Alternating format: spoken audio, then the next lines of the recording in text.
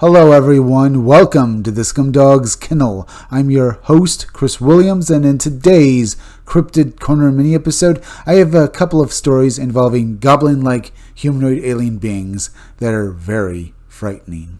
Both accounts seem to show sort of a variant on the gray alien, folks. And one is a tall gray alien, but this one had goblin-like ears with chicken-like claws, and the other, this gray alien that was, well, orange like a pumpkin. Either way, folks, let's get into the first account and read exactly what happened.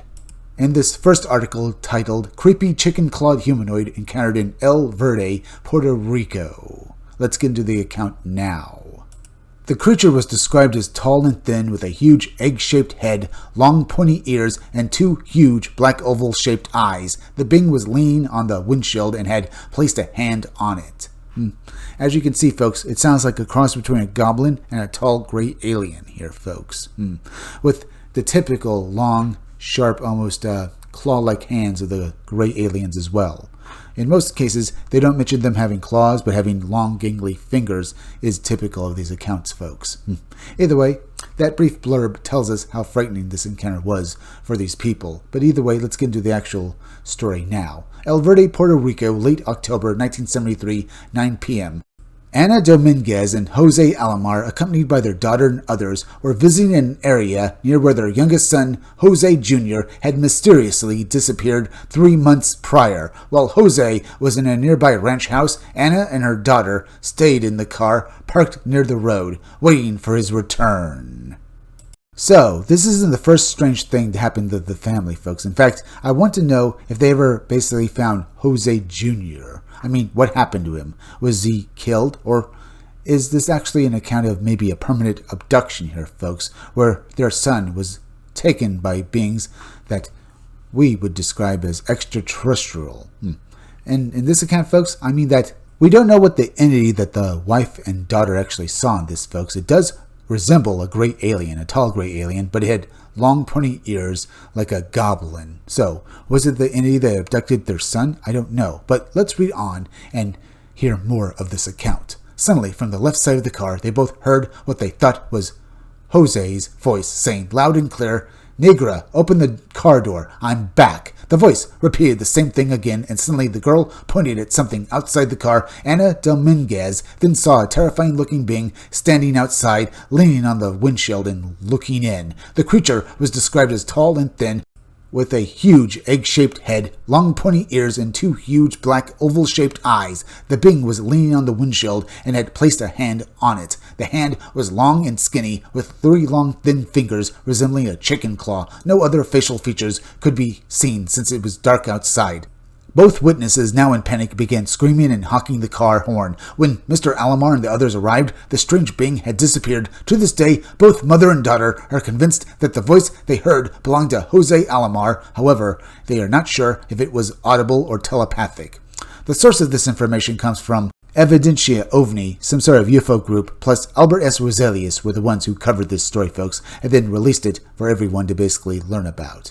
Now, this story is indeed very strange, folks. This being does sound like a typical gray alien of the taller variety, what with the black eyes and long, skinny fingers, but there was also the fact that its hand looked like a chicken claw as well, and the fact that it, well, pointy, floppy ears, like typical descriptions and pictures of goblins in fantasy lore and, well, novels. So, what was this creature? Was it actually a tall gray alien, or was it maybe something else entirely? For all we know, folks, it was some guy in a Halloween costume trying to spook these people. But I kind of doubt it, especially with the fact that this family apparently lost their son, Jose Jr., 2 months prior, so I think there might be some sort of connection. If not, folks, this is probably the biggest coincidence I've ever seen in one of these articles. So that's why I basically think that there was indeed some sort of link. Either way, folks, let's get into this next article. Missing boy and strange orange creature reported in Randfontein, Gauteng, South Africa. It's a very strange account, and we're going to get into it now. The next morning, one of the teenagers was reported missing from his home. A search was conducted, but to this date, his whereabouts remain unknown. There was a brief blurb from the actual story, folks, and you can see someone permanently disappeared. This comes from Randfontein, Gauteng, South Africa, April 18th, 2000, 6 o'clock p.m. Let's get into the full account, folks, and read exactly what the witnesses saw. The witness's mother and he were driving to the local pharmacy when suddenly he saw a very bright light right next to the car. He tapped his mother on the shoulder to get her attention. The light was disc-shaped and stayed with the car for a few minutes until they decided to stop underneath a street light to look at it. The light suddenly shot away at incredible speed. One moment it was there, and the next it was gone. Around the same time, 2 teenage boys had been walking in the street, possibly the previous night, when they spotted a strange creature, not described, following them. It seemed to walk on 4 legs and moved very fast. Both boys ran with the creature closely behind them. They noticed that it seemed to shy away from the street lights. Once they realized this, they stood still under a streetlight while the creature waited in the dark for a while and then it disappeared. When the boys got home, they told their parents what happened. The next morning, one of the teenagers was reported missing from his home. A search was conducted, but to this date, his whereabouts remain unknown. Like we read earlier, folks, in this account, one of these teenage boys was permanently gone. Now, did this have anything to do with that light that was seen as well in the same area, folks? It could be that this light, when it basically sped off, released this creature onto the ground to search for a possible or basically likely suspect for a future abduction the next night, perhaps.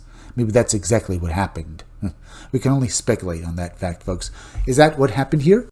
And what about the actual family involved with the sighting of this light that was basically following their car, folks? Do they feel like because they saw this light that was maybe like a forewarning and omen that something bad was going to happen, like the possible permanent abduction of this other teenage boy, perhaps? Or do they feel like they somehow basically, were just victims like everyone else? I just don't know. Either way, folks, I can imagine that maybe some people accuse this family of somehow basically bringing this down upon their heads, perhaps. I don't know, folks. It could be.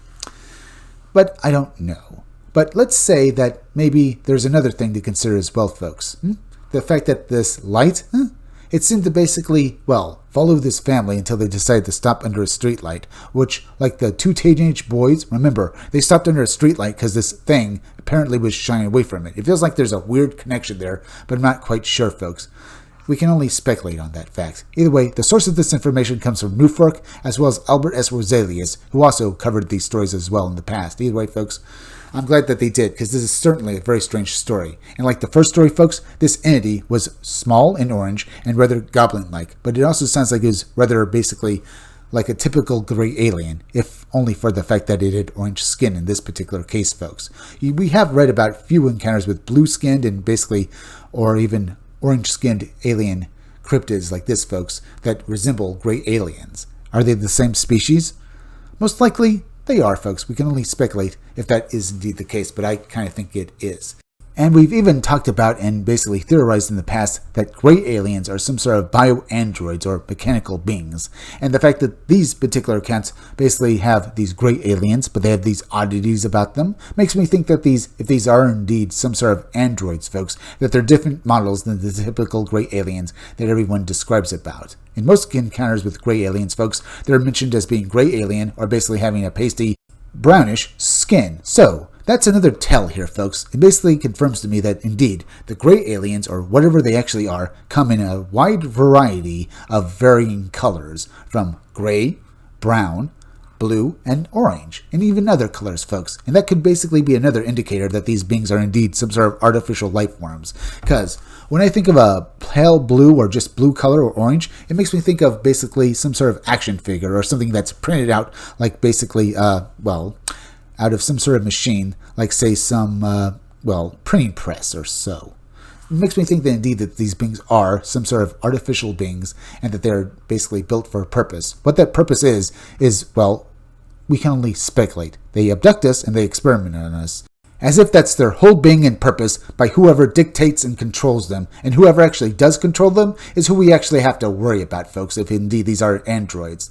Indeed, folks, maybe one day we will. But, folks, we're at the end. So please go subscribe to my YouTube channel. Read comics, they're bad for you. You can use the YouTube link down below in the descriptions or the chat to go subscribe to me. Hit that like button for me. Make sure you're still subscribed. Leave some comments down below. Hit that bell for notifications. Hit the part of the bell that will give you all future notifications. And please share this video out. I'm Chris Williams from the Scumdogs Kennel. Thank you all for joining me. I'll be back again tomorrow. Until then, folks, bye.